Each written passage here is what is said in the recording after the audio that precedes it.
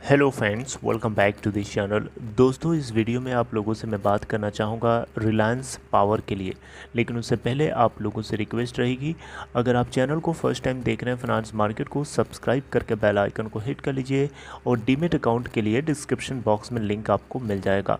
Reliance power को लेकर के दोस्तों एक बहुत बड़ी खबर है, और खबर कुछ ऐसी है, एनुअल जनरल मीटिंग से पहले ये सब कुछ क्या हो रहा है आइए जानते हैं। बट उससे पहले आप लोगों से डिस्कस करना चाहूँगा लास्ट ट्रेडिंग सेशन में इसके शेयर प्राइस की क्या सिचुएशन थी। देखिए 11.80 पे ओपन हुआ और 11.95 का हाई और 11.85 के ऊपर 2.16% के गेन के साथ बंद हुआ। 58,28,590 टोटल शेयर्स ट्रेड किए गए। मार्केट कैपिटलाइजेशन इस कंपनी की 4,029 करोड़ रुपए है। रिलायंस पावर का 52 वीक हाई है 19.25 का एंड लो है 9.20 का। दोस्तों, खबर ये है कि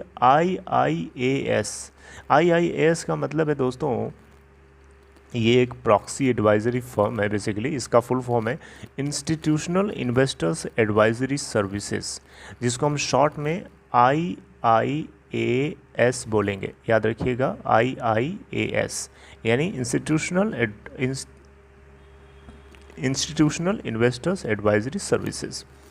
तो दोस्तों, खबर ये है कि आईआईएएस ने रिलायंस पावर के स्टेक होल्डर्स से अर्ज किया है कि ये रिलायंस पावर के रिजोल्यूशन के अगेंस्ट वोटिंग करें।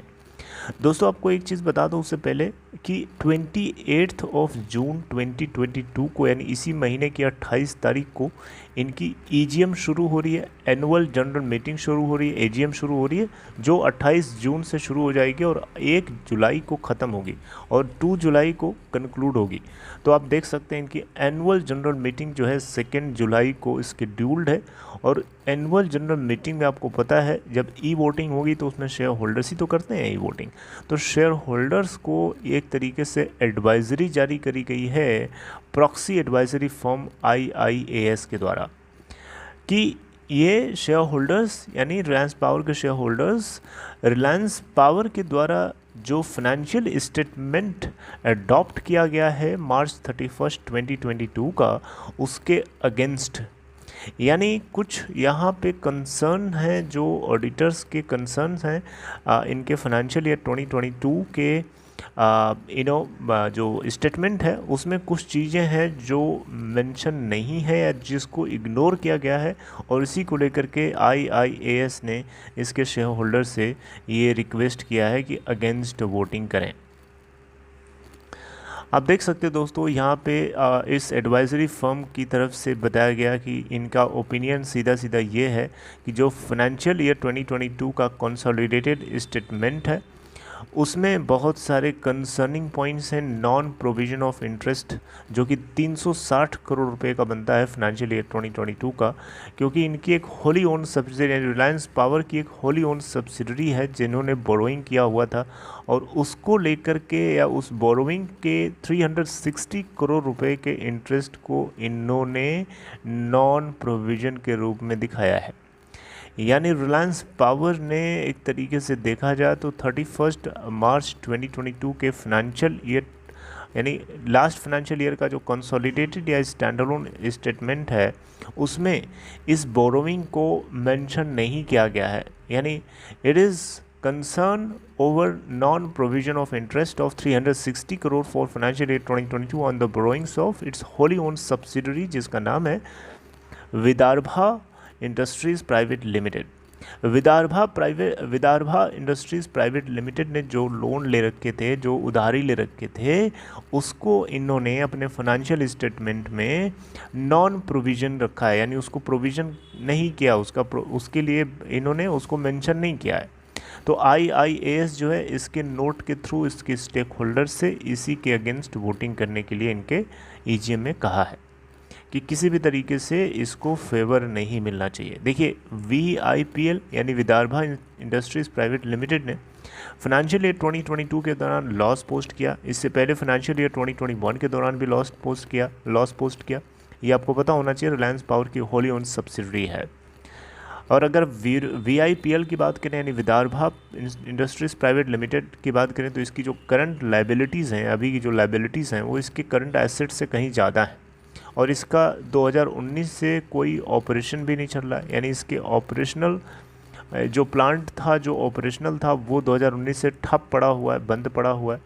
और इसका एक लेंडर यानी VIPL का एक lender insolvency and bankruptcy proceedings भी शुरू कराने के लिए एप्लीकेशन कर चुका है, राइट। तो इन चीज़ों को देखते हुए ऑडिटर्स ने कंसर्न रेस किया है over the difference in method of depreciation adopted by the company from that of his subsidiaries, right, जो कि इंडियन अकाउंटिंग स्टैंडर्ड 6 के रिक्वायरमेंट्स के हिसाब से नहीं है, राइट। तो दोस्तों आपको पता होना चाहिए रिलायंस पावर एक ऐसी कंपनी है जिसको रिलायंस इंफ्रा और अनिल अंबानी और उनकी पूरी फैमिली प्रमोटर्स के रूप में ओन करती है। और आपको पता होना चाहिए रिलायंस पावर का काम क्या है, पावर को जनरेट करना, ट्रांसमिट करना और डिस्ट्रीब्यूट करना, इलेक्ट्रिसिटी पावर, ठीक है।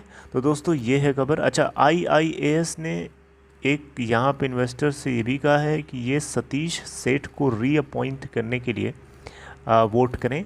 यानी सतीश सेठ रिलायंस पावर में non executive, non independent director के रूप में अप्रूव किए जा सकते हैं, रीअपॉइंट किए जा सकते हैं। इसके लिए IIAS ने अपना सपोर्ट दिया है, राइट, फॉर फाइनेंशियल ईयर 2023। ठीक है दोस्तों, तो ये है पूरी खबर, मैंने आपको समझाने की कोशिश करी है। आई होप आपको समझ में आया होगा। तो IIAS ने एनुअल जनरल मीटिंग से पहले ये सब कुछ अपने इन्वेस्टर्स को, अपने शेयर होल्डर, इस कंपनी के शेयर होल्डर्स को बता दिया है कि आप ऐसे ऐसे करो, क्योंकि इन्होंने फाइनेंशियल ईयर 2022 के स्टेटमेंट में इनकी जो subsidiary Holi own subsidiary company उसने जो बोरोविंग कर रखी थी उसको कहीं मेंशन ही नहीं किया है, यानी उसको इन्होंने इग्नोर किया है। तो ऐसे थोड़े होता है, राइट। दोस्तों आपको पता होना चाहिए रिलायंस पावर अपने आप में एक बहुत बड़ी कंपनी है, इसके पास बहुत सब कुछ, बहुत सारी एसेट्स हैं। बट ये यार एक दो गंदे काम अनिल अंबानी के सही नहीं लगते हैं, ये ऐसे नहीं करना चाहिए ना इनको। ये कुछ कुछ सब्सिडरीज जो इनकी, अब ये 2019 से इसका प्लांट जो है ऑपरेशनल ही नहीं है, बताइए। तो जो एसेट्स हैं वो क्या बढ़ेंगी, एसेट्स ग्रो करेंगी कि डिग्रोड करें, डिग्रोथ होगी उनकी, डिग्रेड करेंगे ऑब्वियसली।